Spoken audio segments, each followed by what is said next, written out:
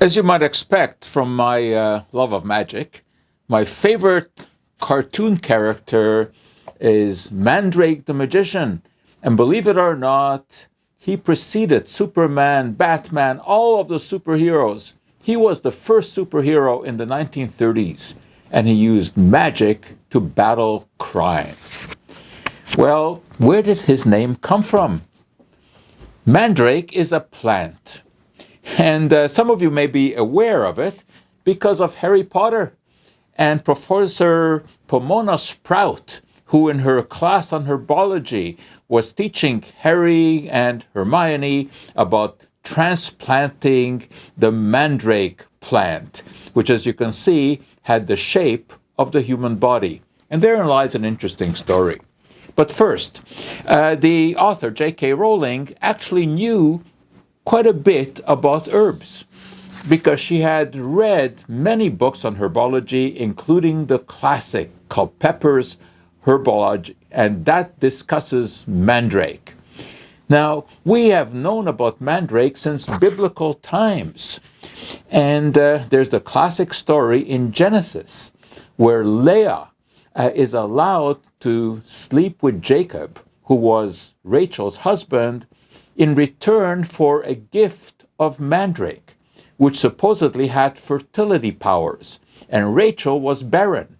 But after she got the gift of mandrake in return for allowing her sister to sleep with Jacob, she gave birth to Joseph and Benjamin. Now, the root of mandrake has a shape that's very like the human body. And it was believed through what was called the doctrine of signatures that somehow God gave humans clues about what plant substances to use for medicinal purposes. And if it was shaped like the human body, it had a beneficial effect on the human body. And that was the origin of the story of mandrake.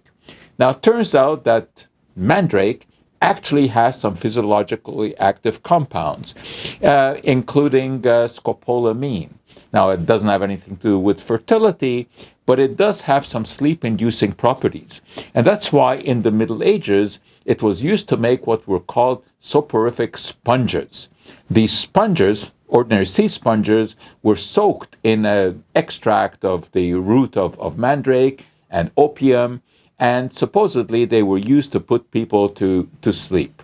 It's hard to believe that just sniffing the sponge would do that, but perhaps ingesting mandrake extract would have some sort of effect. In any case, there were all kinds of legends about the mandrake. And for scientific purposes and for mythological ones, it was much sought after in the Middle Ages. And there was a story that the mandrake root would scream when it was pulled out of the ground, and that it had to be pulled out by a dog that was attached to the mandrake root in order to prevent humans from hearing this terrible scream.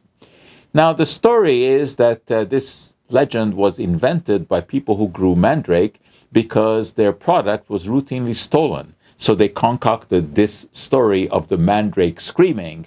And that also is recounted in the Harry Potter story. Professor Sprout tells the students that they have to be careful and have to wear earmuffs when they're handling the mandrake.